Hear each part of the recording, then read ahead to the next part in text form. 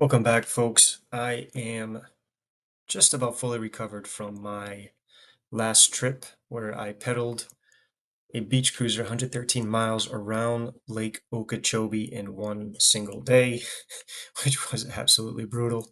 Now, if you're new here, welcome. I'm just some guy with a bucket list and potentially questionable judgment that is pursuing his life goals and documenting it here on this channel. Now, let's get into my next self-inflicted challenge, which is going to be a new milestone in my life. It will be my first ever solo, multi-day, multi-night backpacking adventure.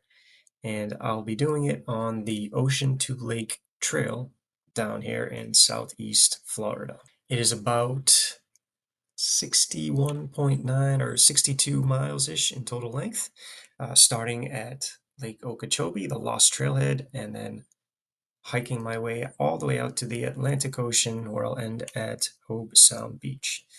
Now, to help kind of visualize this, you'll see this beautiful mess of a map, which currently displays one of my life goals of section hiking and biking throughout the entire state of Florida using the backcountry trail system from Key West all the way up to Pensacola.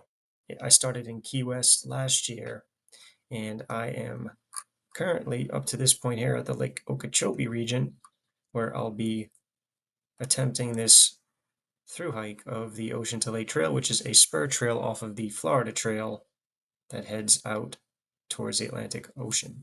In this video, I'm going to go over my plan on how I'm going to hike this trail. So this will cover logistics, the hiking itinerary, my food preparation, and also the gear that I'm taking on trail as well.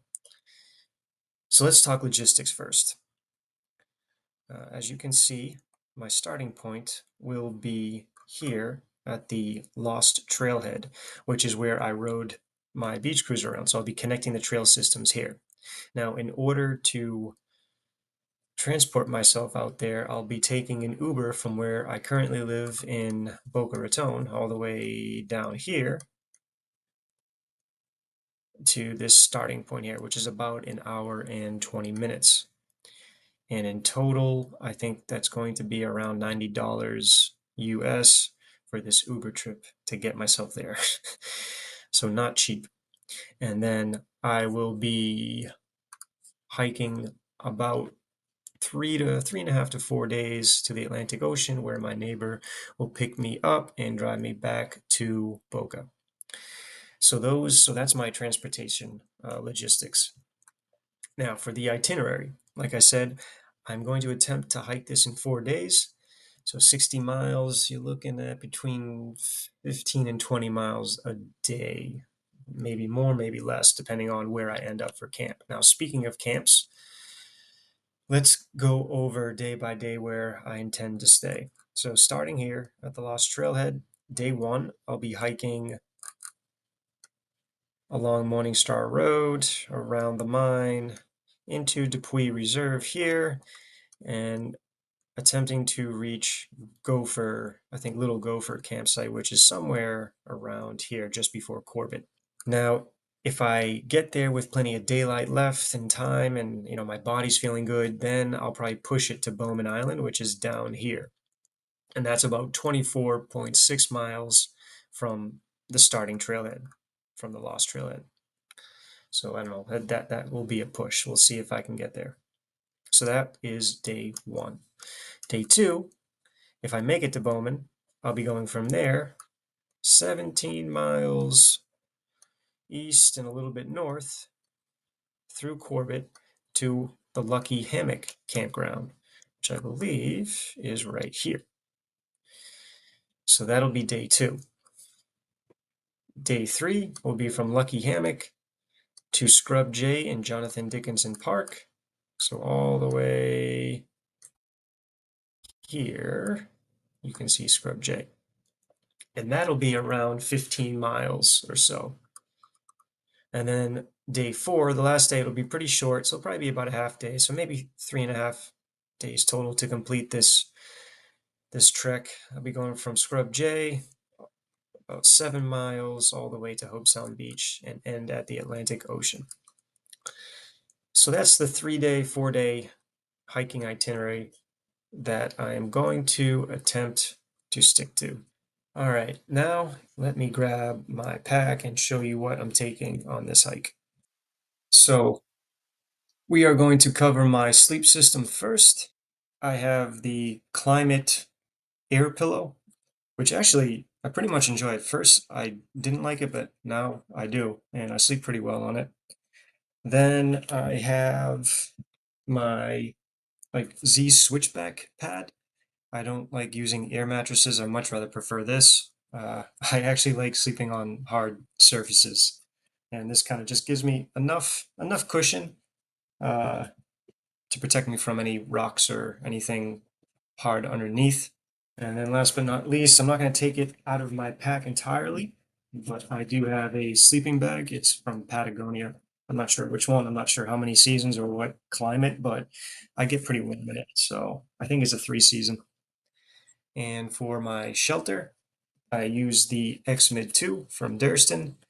I do like this tent. It's very roomy. It's a lot better in like open areas because it has such a big footprint. So if there's tight spots on this trail, then it might be an issue, but I think all the campsites are pretty big. For clothes, I'm just bringing some Columbia hiking pants that also are zip off so they can turn into shorts as well. A t-shirt similar to this, moisture wicking, and then this rain jacket in case it rains, because South Florida pretty well known for their heavy downpours, and just a pair of cotton shorts and a cotton t-shirt for camp because I like to sleep in cotton. For my shoes, I'll be wearing my Merrell boots, which I'm not a huge fan of. I think I will get rid of these shoes after this trek because I much rather prefer to hike in like trail runners or sneakers. I'm bringing my headlamp because I'll be pushing some big miles, so I'll probably be getting to camp at night when the sun's down. And obviously, you need this for camp anyways. Inside your tent, if you're eating, these are probably going to be some long days, so you definitely need a headlamp. Let's go over the food I'm preparing for this 4-day journey. So starting from left to right, so day 1, I'm only packing lunch and dinner because I'm going to eat breakfast before I head out on the trail early morning. So for lunch, I'll just have some trail mix dried fruit with tuna, and then for dinner, I have carrots, couscous, and beef jerky. Day number 2, for breakfast, I have some oats, raisins, assortment of nuts, dried fruit in there with some Death Wish coffee. For lunch, again, trail mix dried fruit, some pretzels, and then tuna fish. And then same thing for dinner, couscous, beef jerky, and carrots. Pretty much the same thing for day number 3 for breakfast, lunch, and dinner. And then day 4, I only packed breakfast because I should be wrapping up around midday. Plus there's restaurants and like coffee shops near Hobe Sound Beach. So I'll probably hit one of those up as well. And I think there's a restaurant near Riverbend Park too. So this actually may be one too many meals. And something new I'm trying, instead of snacking on Cliff Bars or more trail mix or nuts, I'm actually going to try sipping on honey. As you know, honey is really good for your body, especially you want to get the 100% raw unfiltered honey. I've done it for day hikes, and it seems to work pretty good. It seems to help keep the energy up. So I figured, hey, why not try this for these next 3-4 days, see how that works. And obviously I'm bringing my electrolytes, so this is just high quality salt. I think ancient sea salts you can just put in your water. And then I'm gonna check out this Propel little packet thing that I got as like a sampler, see how that works. And then obviously I got my spork to eat, and then my cook system is just a peanut butter jar where I'll throw the oats in there, let it soak, or the couscous in there and let it soak. Pretty simple, keep it very organized, very basic. For the most part, pretty lightweight. Try to keep everything dry here. Try to keep it as healthy as possible, single ingredients only if I can, to stay healthy on trail.